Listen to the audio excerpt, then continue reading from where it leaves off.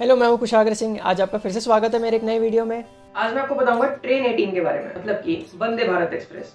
इस ट्रेन को तो आप सबसे अच्छे से जानते होंगे, हाल ही में आई है और इंडिया की सबसे बेस्ट ट्रेन मैं इसे कहूँगा। अभी आप इसे जैसे जैसे जानेंगे तब आपको समझेगा कि इसके स्पेसिफिकेशंस कितने खास है और ये कितनी अच्छी ट्रेन है। मतलब मुझसे तो आप डायरेक्टली गारंटी लिख के दे दीजिए कि ये सबसे बेस्ट ट्रेन है इंडिया। और मैं आपको बता दूं, आगे आने वाला जमाना भी इन्हीं ट्रेन का रहने वाला है, मतलब कि ट्रेन सेट्स का। अब अगर आपको इसके बारे में बेसिक आइडिया जानना है तो आप मेरे मेमू ट्रेन या फिर डेमो ट्रेन का वीडियो देख लीजिएगा। ये बिल्कुल मेमू ट्रेन की तरह ही है, बस इसमें कुछ कुछ बहुत ही ज्यादा खास स्पेसिफिकेशन डाले गए हैं जो कि अभी हम समझेंगे। चलिए जानते हैं इस ट्रेन के बारे में। तो सबसे पहले तो मैं आपको बता दूं, इसका प्रोडक्शन हुआ था ICF चेन्नई में, मतलब कि इंटीग्रल कोच फैक्ट्री चेन्नई में। ये ट्रेन पूरी की पूरी मेक इन इंडिया में आती है और ये सिर्फ टोटल 18 मंथ्स में बना दिया गया, जो कि एक रिकॉर्ड है। और जैसा कि आप जानते ही होंगे, यूरोप में तो बहुत पहले से ऐसे ट्रेन सेट्स चलते आ रहे हैं। ये अपनी हाई स्पीड के लिए जाने जाते हैं और साथ ही साथ इंजन लेस होते हैं, जिससे अगर ट्रेन की डायरेक्शन रिवर्स करना रहा तो काफी ज्यादा टाइम बच जाता है। जब लोको पायलट्स अपनी पोजीशंस बदल लेते हैं और ट्रेन वापस से चल सकती है अपने दूसरे डायरेक्शन में।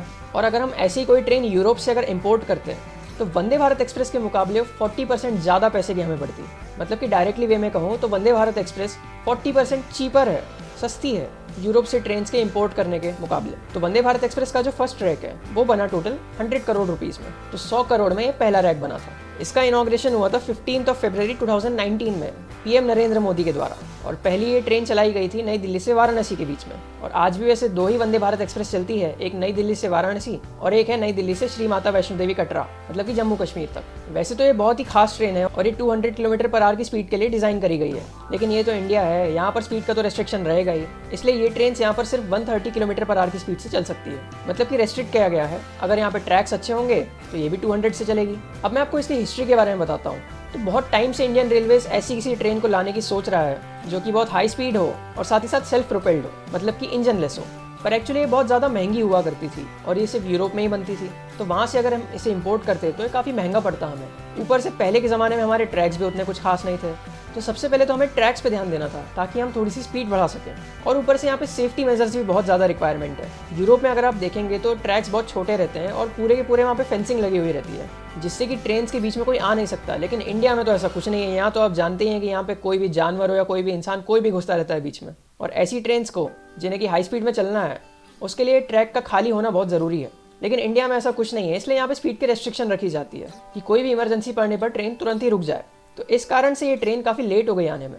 इसके बाद 2016 में गतिमान एक्सप्रेस भी चला दी गई थी नई दिल्ली के आगरा के बीच, जो कि अब झांसी तक एक्सटेंड हो गई है। तो इस ट्रेन को 160 किलोमीटर/आवर की स्पीड में चलाया गया। तो ये इंडिया की अभी भी फास्टेस्ट ट्रेन तो है, लेकिन तब भी उतना मज़ा नहीं आया, क्योंकि फ़र्क क्या पड़ा, इसमें तो WP5 ही लगा था। ये भी नॉर्मल ट्रेन की तरह ही थी, शताब्दी की तरह ही दिखती थी, बस कुछ कुछ इसमें सर्विसेज अलग से दी गई थी। तो रेलवे अब समझ गई थी कि ऐसे काम नहीं चलेगा, हमें एक नई ट्रेन लाना ही पड़ेगा बहुत सारी मॉडर्न फैसिलिटीज़ के साथ और बहुत ही मॉडर्न टेक्नोलॉजी के साथ। इसलिए 2017 में एक डिसीजन लिया गया कि self propelled engine less semi high speed train को लाया जाएगा इंडिया में।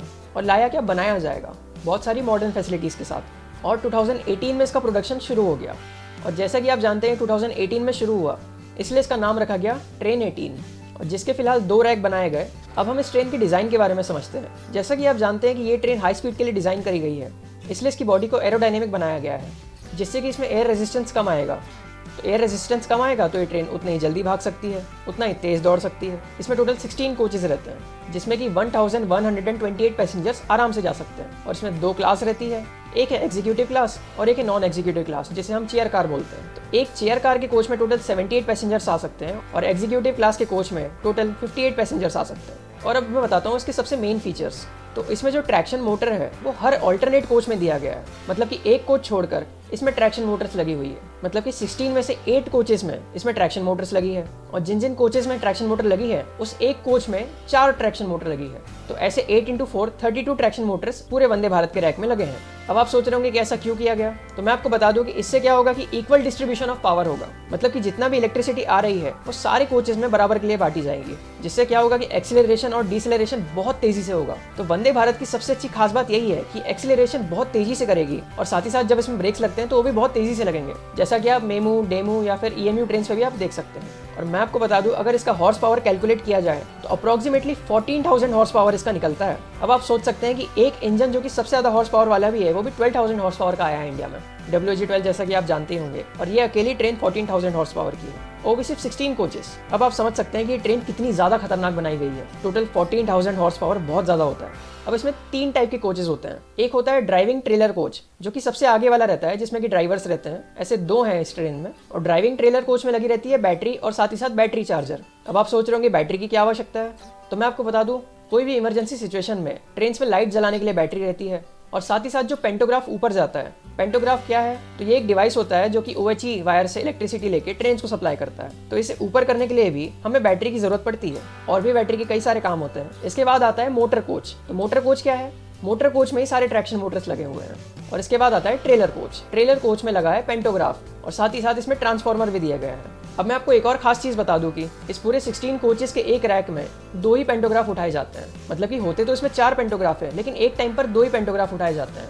तो अब आप सोच रहे होंगे कि इसकी जगह मेमू या EMU ट्रेन होती तो उसमें तो 4 पेंटोग्राफ उठाने पड़ते हैं। तो आखिर ये वंदे भारत में सिर्फ 2 ही पेंटोग्राफ क्यों उठाते हैं? तो मैं आपको बता दूं, ऐसा इसलिए है क्योंकि इसमें 4 ट्रांसफार्मर लगाए गए हैं। और वहीं अगर हम मेमू ट्रेन या फिर EMU ट्रेन की बात करें तो उसमें 2 ही ट्रांसफार्मर लगाए जाते हैं। तो इस वजह से इसमें 2 ही पेंटोग्राफ से काम चल जाता है। हमें 4 पेंटोग्राफ उठाने की जरूरत बिल्कुल भी नहीं पड़ती है। और इसमें अलग से कोई जनरेटर कार की जरूरत बिल्कुल भी नहीं पड़ती है।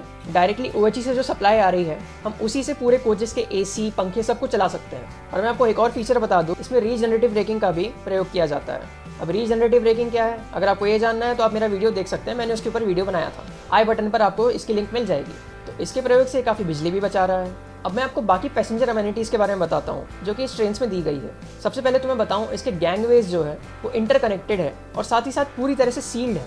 अगर आप बाकी ट्रेन में देखेंगे, वो LHB कोच हो या फिर ICF कोच, तो उसमें जब भी आप वेस्टिब्यूल्स में जाते होंगे, मतलब कि एक कोच से दूसरे कोच के बीच में, तब आपने देखा होगा कि उसमें बीच में एक गड्ढा सा रहता है और लोग वहाँ पर बहुत कचरा फेंकते हैं और उससे काफ़ी आवाज़ भी आती है। वो काफ़ी हिलता भी है और उसमें चलने से आपको काफ़ी डर भी लगता होगा। तो उसे बदलकर वंदे भारत एक्सप्रेस में पूरा सील कर दिया गया है। इससे क्या होगा, इससे आवाज़ बहुत ही कम हो जाएगी। इससे जो अंदर पैसेंजर्स बैठे हैं उन्हें काफ़ी कम नॉइज़ होती है और वो आराम से अपना सफ़र एंजॉय कर पाते। इसमें GPS इन्फॉर्मेशन सिस्टम लगा है जो कि ट्रेन के बारे में बताएगा कि कौन सा स्टेशन आने वाला है, कितने स्पीड से चल रही है। इसमें बायो वैक्यूम टॉयलेट्स लगे हैं जो कि आपने प्लेन्स में देखे होंगे। इसमें एयरलाइन स्टाइल सीट्स ही लगी है, मतलब कि जैसा प्लेन्स में देखते होंगे बिल्कुल उसी तरह की है। साथ ही साथ इसमें जो एग्जीक्यूटिव क्लास है उसमें 2x2 का सीट अरेंजमेंट रहता है और उसमें जो सीट्स रहती है उसे आप 180 डिग्री तक मोड़ भी सकते हैं। मतलब कि अगर आप चाहते हैं कि आप सिर्फ खिड़की को देखें तो आप उस सीट को ऐसे मोड़ देंगे। अगर आप चाहते हैं कि सीट को पीछे मोड़ दे तो आप वो भी कर सकते हैं। तो ये उसमें एक अलग फायदा है। और जो नॉर्मल चेयर कार है, मतलब कि नॉन एग्जीक्यूटिव क्लास, उसमें 3x2 का सीट अरेंजमेंट रहता है। साथ ही साथ इसमें फुटरेस्ट दिया गया है। इसमें ओडर कंट्रोल सिस्टम लगा है जिससे कि ट्रेन में हमेशा एक अच्छी महक रहेगी। इसमें रोलर ब्लाइंडिंग्स है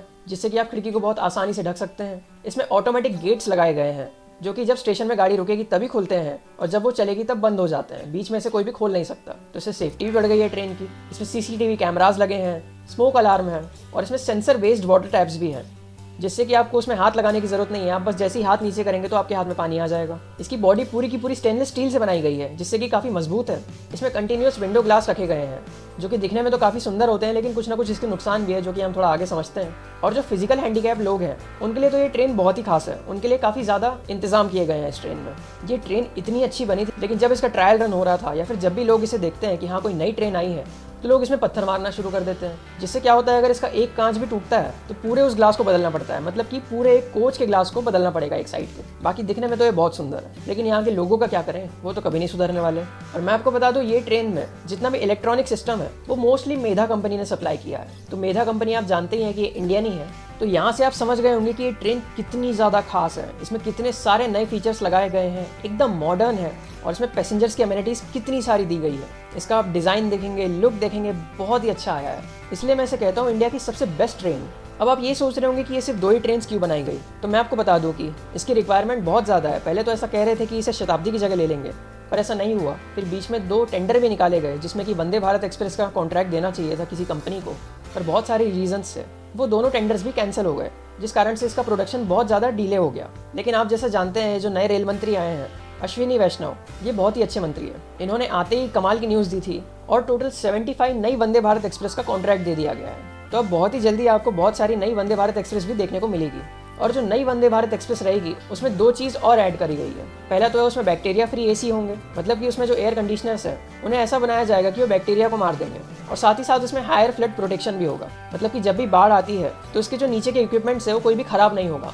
तो अगर बहुत ज़्यादा भी पानी रहा तब भी ये आराम से चल पाएगी। तो ये 2 सिस्टम नई वंदे भारत एक्सप्रेस में भी लाए जाएंगे। साथ ही साथ मैं आपको बता दूं इसमें शाकू कपलिंग का यूज़ किया गया है। शाकू कपलिंग क्या है, इसे तो हम किसी और वीडियो में जानेंगे जिसमें मैं आपको कपलिंग्स के बारे में बताऊंगा। अभी फिलहाल के लिए आप इतना समझ सकते हैं कि ये कपलिंग को आसानी से हम डिटैच नहीं कर सकते, जिस कारण से आप हमेशा देखते होंगे ट्रेन सेट्स जुड़ी हुई ही रहती है। बाकी मेमू, डेमू और ईएमयू ट्रेन पे भी शाकू कपलिंग का ही यूज़ होता है। और इस ट्रेन के सबसे आगे में सीबीसी कपलिंग लगाई गई है और उसके भी आगे एक अच्छा लुक देने के लिए फाइबर का कवर लगा दिया गया है। लेकिन आप जानते हैं कि इंडिया में उससे कोई काम नहीं होने वाला, क्योंकि यहाँ पर तो कितनी बार वंदे भारत का कुछ ना कुछ एक्सीडेंट हो चुका है और जब भी कुछ होता है तो उसके आगे का पूरा कवर ही टूट जाता है, जिस कारण से यहाँ पर ये उतना अच्छे से नहीं चल पाएगा। यहाँ पर तो आगे लोहा ही चाहिए ताकि जो भी टकराना है टकरा ले, लेकिन इंजन को कुछ ना हो। बाकी मैं आपको बता दूं कि इतनी अच्छी ट्रेन है और साथ ही काफ़ी सस्ती भी बनी है, इस कारण से पूरी दुनिया में इसकी खबर फैल गई थी जब ये आई। बहुत सारे कंट्रीज़ ने इसे लेने की इच्छा भी जताई है कि वो भी वंदे भारत एक्सप्रेस हमसे खरीदें, लेकिन फिलहाल तो इंडिया को पहले अपने लिए ही बनानी है, बाद में ही ये एक्सपोर्ट हो पाएगी उन कंट्रीज़ को, क्योंकि यूरोप से थोड़ा महंगा पड़ता है लेना और इंडिया जो भी बनाता है बहुत सस्ते में बनाता है। तो इस कारण से Vande Bharat express super duper hit हो गई, लोगों को भी ये बहुत पसंद आई और लगभग सबकी ये फेवरेट ट्रेन की तरह बन चुकी है। तो आई होप आपने वंदे भारत एक्सप्रेस को बहुत अच्छे से जान लिया होगा आज के वीडियो में। तो अगर कुछ समझ नहीं आया होगा तो कमेंट करें, और अगर आप चाहते हैं कि मैं आपके टॉपिक पर वीडियो बनाऊं तब भी कमेंट करें, मैं आपके टॉपिक पर वीडियो बनाने की कोशिश करूंगा। तो thank you so much for watching this video. धन्यवाद।